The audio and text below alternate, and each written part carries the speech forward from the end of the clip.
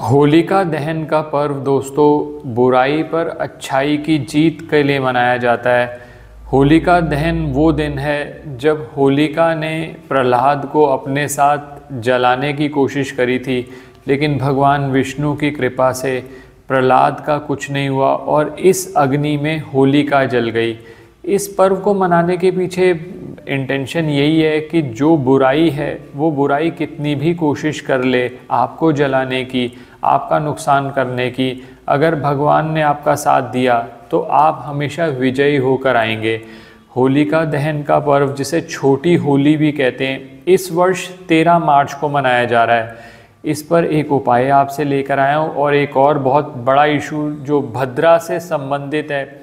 होलिका दहन भद्रा के टाइम में नहीं किया जाता, तो भद्रा किस समय पर लग रही है, किस तरह से आप ये पर्व को मना सकते हैं, कौन सा सबसे बेस्ट टाइम रहेगा जिसमें आप ये पर्व मनाएं तो आपकी सभी मनोकामना पूर्ण होगी, वो सब बातें मैं आज इस वीडियो में करने जा रहा हूँ। मैं विकास मल्होत्रा स्वागत करता हूँ आपका लाल किताब एस्ट्रो सेंटर चैनल पर।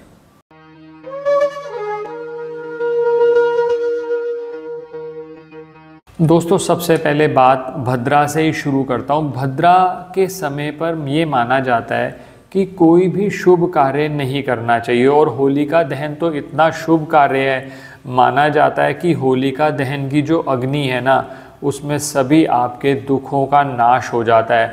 बहुत ज़्यादा लाभकारी रहते हैं अगर होलिका दहन पर आप उपाय करें। होलिका पर, होली पर, दिवाली पर, ये कुछ ऐसे पर्व हैं जब आप उपाय करते हैं ना तो बहुत गुना लाभ होता है। जो आज उपाय बात कर रहा हूँ वो इसी चीज़ से संबंधित है। पहले भद्रा का समय नोट कर लीजिए।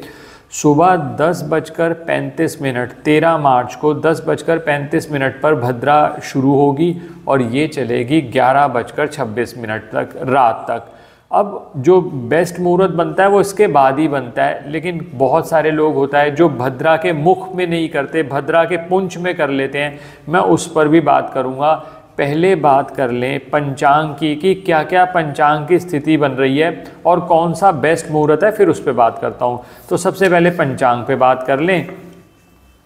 पूर्णिमा तिथि की शुरुआत होगी दोस्तों 13 मार्च को 10:35 पर और इसी समय पर मैंने बताया आपको भद्रा लग रही है, जो कि चलेगी 14 मार्च तक 12:23 तक। अब उदया तिथि के हिसाब से देखा जाए तो 14 मार्च को होली मनानी चाहिए और हम होली 14 मार्च को ही मना रहे हैं। 13 मार्च को यानी होली से एक दिन पहले होलिका दहन होता है। अब भद्रा के पुंज की बात कर लें तो ये चलेगा 18:57 यानी शाम को 6:57 से लेकर 8:14 शाम तक।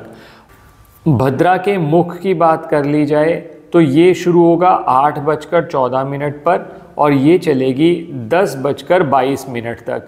तो ऐसी स्थिति में बेस्ट जो मुहूर्त बनता है ना, क्योंकि भद्रा जैसा मैंने आपको बताया 11:26 रात को ख़त्म होगी, तो 11:26 से लेकर 00:31 यानी करीब 64 मिनट, 1 घंटा 4 मिनट का मुहूर्त है। इसमें होलिका दहन कर लिया जाए तो सबसे बढ़िया है। दोस्तों इसमें एक बात ध्यान रखिएगा, अगर इस मुहूर्त में जो कि मैंने बताया आपको 11:26 से शुरू होगा, अगर उस समय पर होलिका दहन हो जाए तो बहुत बढ़िया है। लेकिन एक ऑल्टरनेटिव आपका ये हो सकता है कि जो मैंने भद्रा पुंछ का बताया आपको, उस समय पर भी होलिका दहन किया जा सकता है अगर आपके लिए इस समय करना संभव नहीं है। भद्रा के मुख में आप होलिका दहन मत करिए, नहीं तो इससे फ़ायदे की जगह नुकसान हो जाएगा। तो ये तो सबसे पहले मैंने बात करी आपसे पंचांग की और भद्रा का क्लैरिटी दे दी कौन सा बेस्ट मुहूर्त रहेगा आपके लिए। 64 मिनट काफ़ी हैं, आप उस समय पर अगर होलिका दहन कर लें तो बहुत अच्छा है।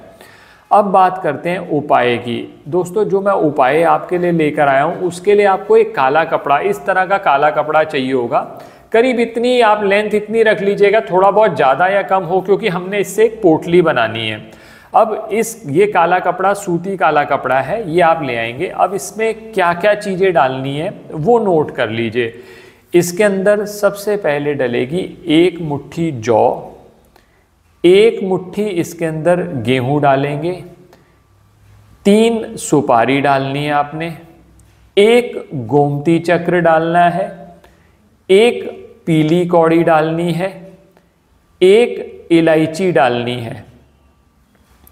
इसके अलावा इसमें काले सफ़ेद तिल मिक्स कर लीजिए 1 मुट्ठी पीली सरसों मिक्स कर लीजिए, 1 बताशा और 1 लौंग इसमें डाल दीजिए।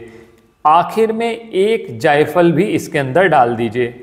अब ये जो सामग्री दोस्तों मैंने आपको बता दी, ये सारी सामग्री आप इस काले कपड़े के अंदर डाल लीजिए और इसकी एक पोटली बना लीजिए। ये पोटली बनाने के बाद अब बहुत सारी कोई आपके मन में मनोकामनाएं हैं या बहुत समय से कोई इच्छा है, और बहुत सारे लोग ऐसा भी कहते हैं कि सर हम पे ना नज़र बहुत जल्दी लगती है, थोड़ा सा हम ग्रो करते हैं कहीं ना कहीं नज़र लग जाती है, या ऐसा भी होता है बहुत सारे लोगों के घर के आसपास कोई ना कोई जादू टोना करता रहता है। तो ऐसी स्थिति में आपने जो मैंने आपको सामान बताया उससे पोटली बना दी। मैंने ये वीडियो टाइमली अपलोड इसलिए करवा दिया ताकि आप ये सामान इकट्ठा कर लें। ज़्यादातर ये सामान बहुत आसानी से मिल जाता है, आप ये सामान इकट्ठा कर लें। पोटली चाहे पहले बना के रख लीजिए, उससे भी कोई फ़र्क नहीं पड़ता। सबसे बड़ी बात यह है कि जिस दिन आपने उपाय करना है, यानी 13 मार्च को, आप 13 मार्च को सुबह ये पोटली जो है अपने घर के मंदिर में रख दीजिए, मंदिर में पड़े रहने दीजिए। शाम को उठाइए, सभी मेंबर्स हाथ रख लें इस पोटली पर। अगर बुरी नज़र के लिए कर रहे हैं तो सभी मेंबर्स का हाथ टच करा लिया, और अगर मनोकामना पूर्ति के लिए कर रहे हैं तो दोस्तों एक पोटली एक व्यक्ति के लिए चाहिए होती है। बहुत सारे लोग कहते हैं कि सर हम मान लीजिए 3 लोग हैं एक घर के अंदर और तीनों की अलग अलग मनोकामनाएं, तो 3 पोटली बनेंगी। तो एक पोटली जो आपकी मनोकामनाएं आपने मन में रखी, वो पोटली आपने जाकर होलिका दहन की अग्नि में डाल दी। भगवान विष्णु का स्मरण जरूर करिएगा, ओम नमो भगवते वासुदेवाय नमः, इस मंत्र को जाप करते हुए आपने ये पोटली डाल दी। इससे होगा क्या, जो आपकी बाधाएं हैं, जो आपके विघ्न हैं, जो आप पर बुरी नज़र का साया है, वो सभी होलिका दहन की अग्नि के साथ जल जाएगा।